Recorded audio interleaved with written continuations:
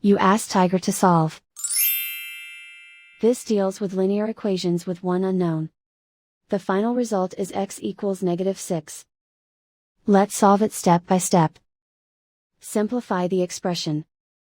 Expand the parentheses. Simplify the arithmetic. Swap sides.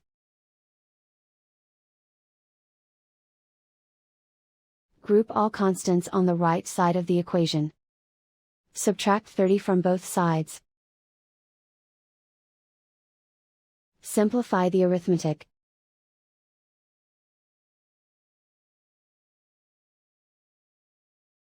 Isolate the x. Divide both sides by -5. Cancel out the negatives. Simplify the fraction.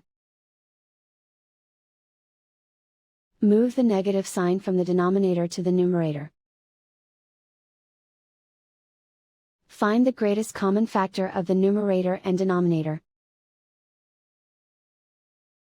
Factor out and cancel the greatest common factor.